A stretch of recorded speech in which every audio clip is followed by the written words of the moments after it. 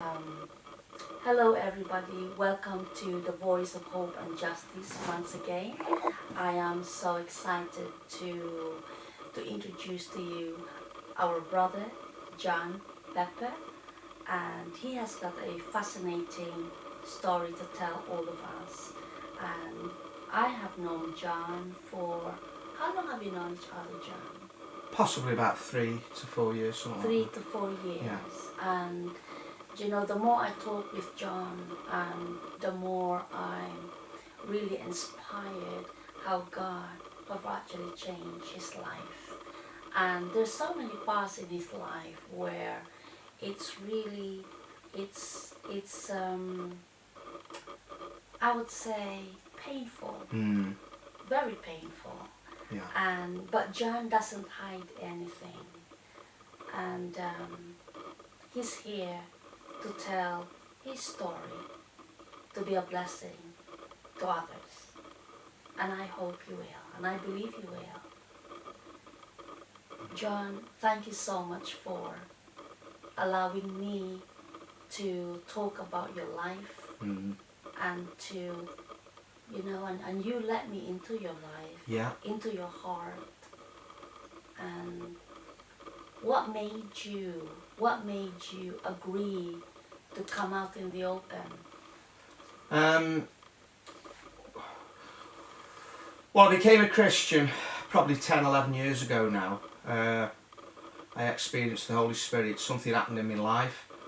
I grew up severely dyslexic as a child, and I was severely beaten by teachers and humiliated. And at the age of 50, Can you just excuse me? Did you just say you suffered bullying violence off the teachers. of the teachers? Oh yeah, it was the teachers. Can you tell us what happened? Well, I can give you one instant. I was probably 9 years of age, and we'd gone from add to subtraction, and we had 10 tests, and I basically got the 10 out of 10 wrong. And this teacher, he used to have you in at the dinner time, and he was a very violent man, and he had me in at the dinner, so there was no witnesses, and he had me standing at the side of his desk, and he turned the paper, and I saw the 10 crosses. I'd got 10 out of 10 wrong.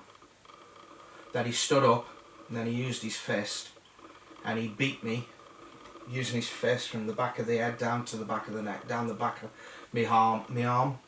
He beat me on my legs, and he punched me so hard, he knocked me face into the desk and knocked my teeth through my face. As I say, I was 9 years of age. And this was the first time you got hit by your teacher? No, it wasn't the first time. That was the worst incident, what I'm explaining to you now. And I went home that afternoon. I could barely walk because he punched my leg that hard. I could barely walk on my leg. And when I got home, my mother said, "What on earth's happened?" And I said, "The teacher's done it." And my mother didn't believe me. She thought some boys had beat me up in the street. And I said, "No." I said, "It was the teacher." And years ago, they used to call the officials school board men. And she phoned the officials up. They came, they interviewed me, and they said, "Well, we believe him." I had a week off school, and when I went back, he was gone. He was sacked, but it was all hushed up. So I grew up with a very violent childhood. And Why was that violent, John? It was violent with the teachers because of the dyslexia. You know. Right. So and they used to use humiliation and all. It wasn't just. They used to sit you at the back of the class with a big dunce's hat on, a big hat with a D on it, to humiliate you. Oh, really? And there was many instances, but the problem was, it affected me as I grew up. I became very aggressive myself, and I thought nobody else is going to put me down, and I was very aggressive. Can I just interrupt you there? You mentioned about the headmaster. And were there other teachers who bullied you as well? Yeah. And were there other children? Yeah, Your classmates who bullied people who you were too? struggling, who had really learning disabilities, you know. No, what I'm saying is that you mentioned about the head teacher, then the teachers. Yeah. What about your school friends? Did they? No, they I was never you? bullied back by my school friends. Oh, No, right. never bullied by the school friends. It was the teachers, and it was because of this learning disability. See, in the '60s, obviously, dyslexia wasn't really recognised. That's true. You were just classed as lazy if you didn't achieve, and the cure for laziness was corporal punishment. And many things went on in schools that were all hushed up, you know. And how did that affect you, that bullying, when you were young? At a very young age, at 9 years old? Well, it kind of took me self-esteem away. I always say that I felt what it did to me. They stole that love that God gave me when I was born. I had a love, a children's love, and they stole that from me through the violence. And I grew up then. When I became an adult, I become very aggressive, and I practice the very same on the human race, you know. What exactly do you mean by that? That you practice it on the Well, human race? I mean, how I come to God. Yeah. I took up kickboxing, you know, so I could protect myself, but I was very quick to fight somebody. Do you understand me? I had it gave me quite a short fuse because I had an inner anger. Right. And then at the age of 50, that anger spilled over. Right. And that's how I came to God, actually. But what happened when I was 50? It's 11 years ago now. I was in this house on my own on a Saturday night. My family had gone to a wedding. I had a wife and a son and a daughter. They'd gone a wedding. And became a gang of teenagers in the front of the house, damaging the fencing, and there was about 10 of them. So I went up to the bedroom to look out the window to what they were doing, and one of them saw me, and he started putting the V's up and verbally abusing me from the window. So I came downstairs. I was so angry. I got a 9-inch knife out of the drawer. I went out, and I chased him down the street. And I know if I'd have caught him, I would have stabbed him. I know I would. And I was so angry. Any road. 999 were phoned. I went back into the house, they'd run off. And I thought, it was just a matter of waiting for the police now. I thought, I'm in trouble now. Any road. The police never came. They didn't answer the 999 call. And I've never been an atheist, but I've never really understood how to connect with God. And I got on my hands and knees that night, and I said to the Lord, I don't want to be this person anymore. I don't want to be this angry person and hateful person. And I prayed that God would change me and take all the anger and hatred from my mind and replace it with love and compassion. And a month later, that's exactly what God did. Wow. The Holy Spirit came over me. Yeah. It was a month later. I'd started an Alpha course, and I was working away in Chester, and I'd just pulled up in the vehicle, and the Holy Spirit came over me, and I just sobbed and I wept. And God clearly said to me, "This love I'm going to give you, it's a special love, and it's not just for you. I want you to go out and share it with the world." And I want you to go out and take the people from the clutches of the devil, and I want you to put them in the arms of the Lord. And I didn't really understand what that meant. I went to see my vicar. I told him what had happened, and he said, God's touched you. The Holy Spirit's come over you. And from that day on, I was changed, and I felt this massive compassion for people.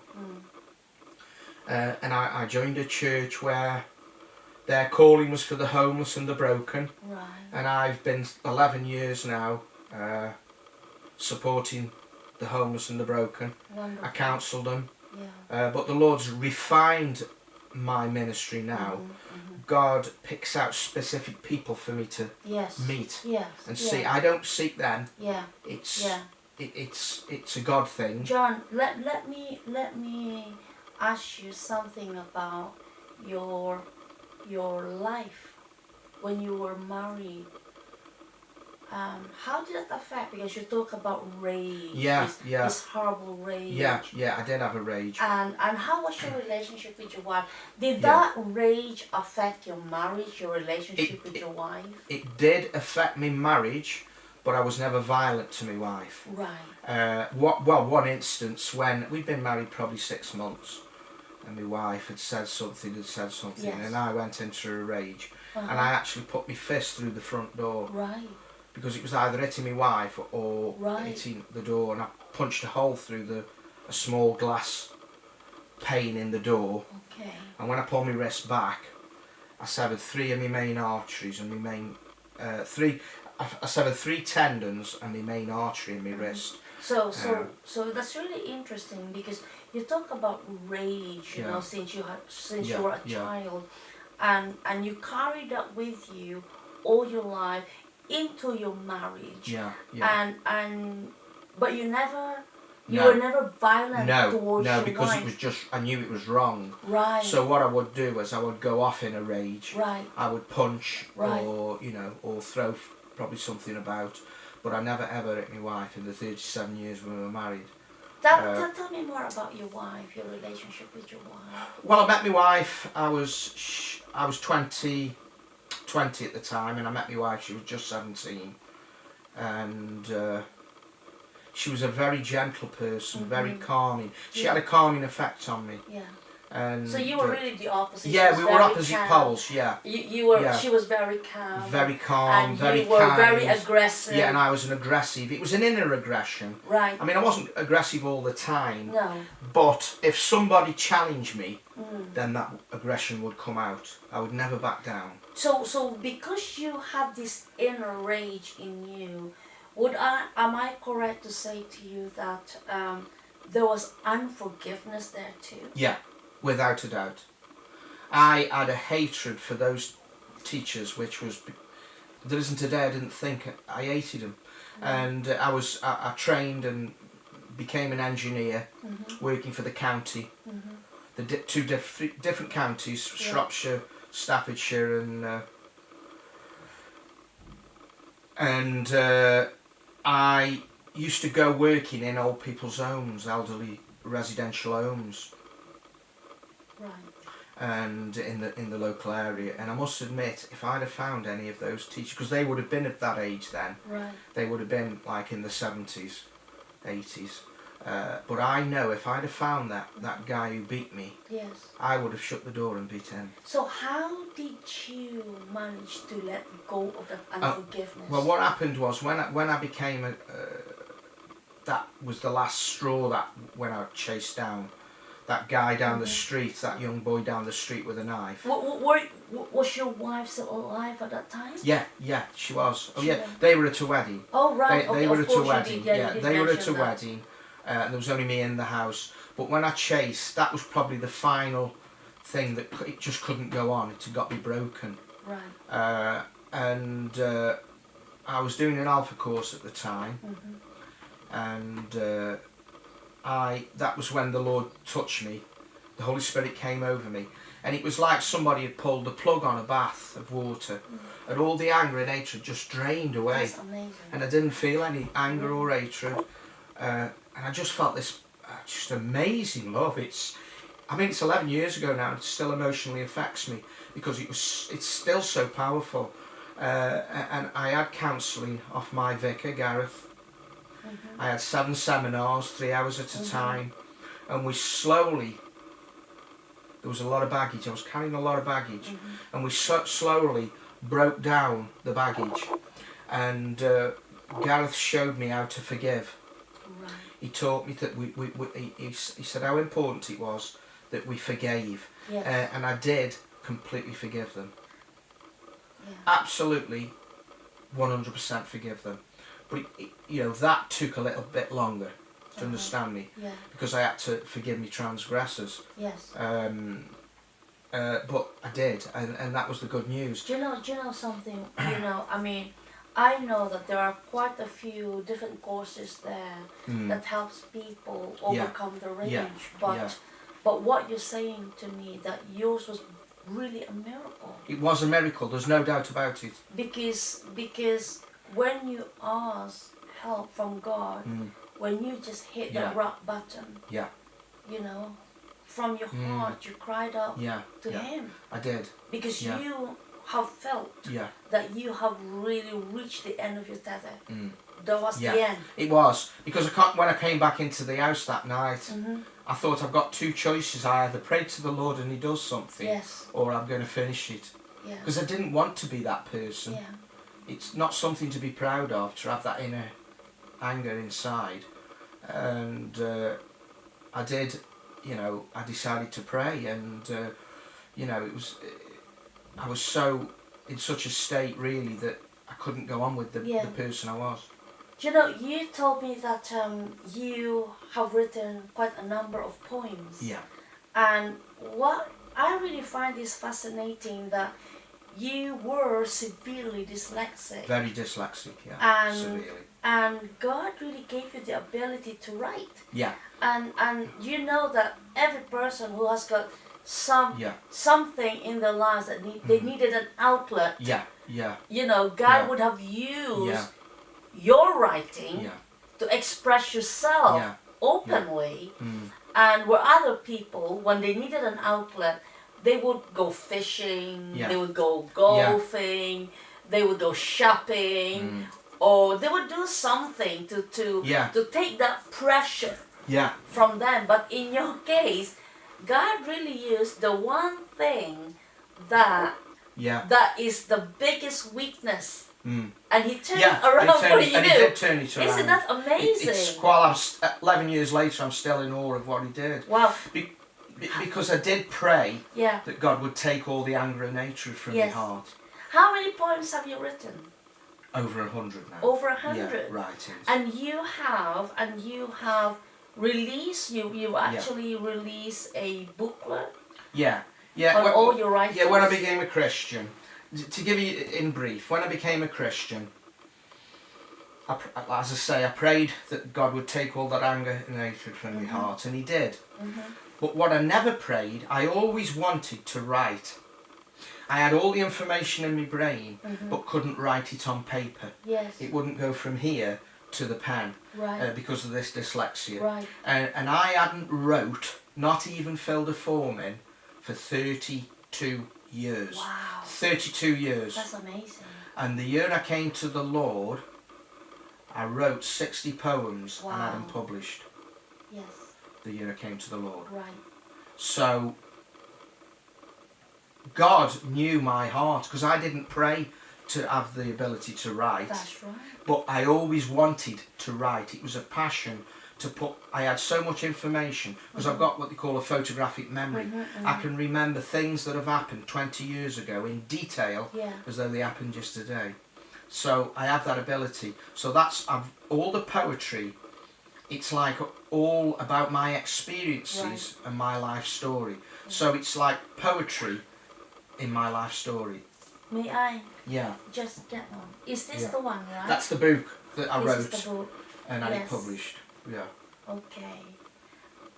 And it was called. And how many poems have you written? There's 60 there, but I've gone on to write probably another 40 writings on since then. Since I wrote that, because that book was written probably 9 years ago now. Well, that book. Yeah.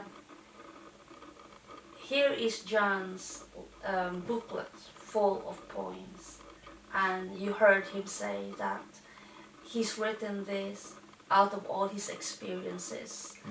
And you did mention that there's one that you love, and it's about your father. And there's a message in this poem. Right. All the poetry has. There is a message within. John, if they wanted to get, if the viewers or anybody out there who would like to get their hands on this poem, book of poems, where? At the moment, I'm looking for another publisher, aren't I? So right. Okay. Until we get this other publisher sorted out. Would it be right if they can, if anybody out there who would like to get their hands on this poem, if they can contact us direct? Through our email, The Voice of Hope and Justice. Please go on our website and you will see how to contact us, and I shall be able to direct you and show you how to get your hands on this poem. And I would encourage you to have a read and not just keep it to yourself, pass it on, because this in itself is a testimony of the greatness of God. Which is the one here that is really close to your heart? The one that's close, I've got there. I'll show it you. Oh, and I'll okay. read it you. It's there's a message within this poem. Right. I grew up. I had a mother, I had a father, and my father wasn't a bad man, but he was quite a hard man. And he never, in all the time I knew him, he never used the word love. He never told me he loved me. And I never told him I loved him. We didn't have that type of relationship. But he died probably 18 years ago now. He passed away, and he had lung cancer, and he was dying. And when he was dying, I realised that I'd never told him I loved him. And I desperately wanted to tell him before he passed that I loved him. And it was almost like a curse, and I couldn't tell him, and he died. But many years later, when I became a Christian, the Lord showed me that time.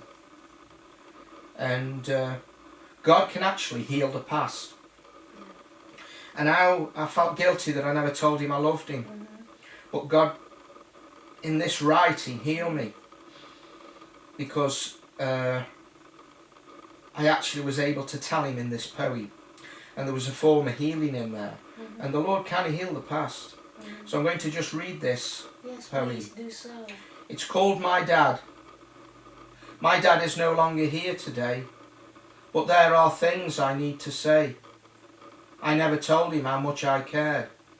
For my dad I was too scared. He never said that I love you, even though it may have been true.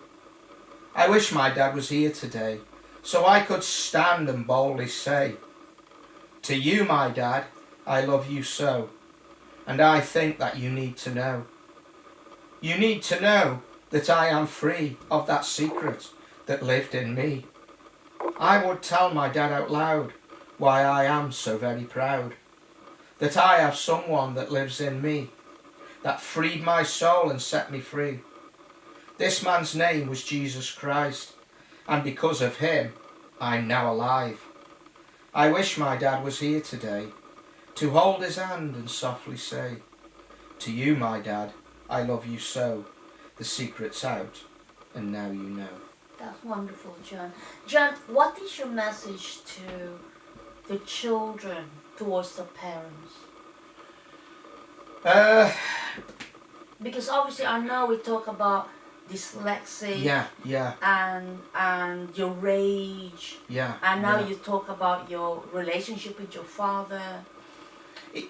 It's probably about really talking to your parents. You see, the era I come from was the 60s, and you just didn't talk to your parents. We weren't open. You just got on with it. My mum and dad never really understood the suffering that I had at school, and it was only when that incident happened that it came out, you know. But I would never dream of going to my mum or my dad and saying the teachers are ill-treating me, you know. Because the reality of it is, I was a child and I thought that was normal. You know, and it's about, you know, children now, it's all coming out about them being sexually abused. But to them, it was normal. It wasn't, do you understand me? And that's why you didn't say anything. But I think for children today, if they don't feel something's right, you've got to go to your parents and you've got to say what's going on, you know. And what about unforgiveness? What can you say about unforgiveness? I think that's man. Because there's a lot of people, thousands and millions out there, who are harboring unforgiveness. And can't forgive, And can't forgive. No. And this is not just about not forgiving anybody who's still living, but there are some people who are actually carrying unforgiveness, even though the people are already dead. And from your own experience, and now that you have received the power of God to forgive people, what is your message to the world? It's very simple. There was a time in my life when I couldn't have forgive, certain people and would never have forgiven certain people. That was my mindset. But when Jesus comes into your life, everything changes. And when you're shown, Jesus wants to take it, because you're carrying the baggage. The person you don't like or you haven't forgiven, it's of no concern to them. It's not bothering them whether you hate them or you don't hate them. But the thing is, it's bothering you, and it's a terrible burden to carry. And you know, it's so easy for me now. People still wrong me. People, you know, we're always going to go through life where people wrong you. Yeah. But I just say, it's okay. I'm going to give this to you, Jesus. Amen. I'm going to put it at the foot of the cross. Wonderful. And I'm going to walk away. That's because it's not what I need. And I know when I put that at Jesus' cross, I can see Jesus now just smiling and saying, thank you, John. I will sort that out. Yeah. It's not for you to worry about. So I can just walk away. And that's how I see it. And, you know, I couldn't see that before. No. I had the blinkers on, you know. And, you know, when Jesus comes into your life, it's absolutely a revelation. When you say you become a new creation, God opens your eyes and he makes you more sharp and more alert. You see more of the world because Jesus is flowing through you. He's a vessel. Thank you, John. Thank you so much for your time, for sharing us your life. And I know that there are so many people out there who needed to hear this story. And you know, they've got problems with their relationship, in their marriage, with their families, teachers, even employers, neighbors. And in fact, even with your own self, you couldn't even forgive yourself for what you've done. But the message today is only God can help us to let go of unforgiveness. I want to encourage you to ask the Lord to help you. And may you remain blessed, and hope to see you next time. God bless you. Thank you. Bye-bye. God bless you.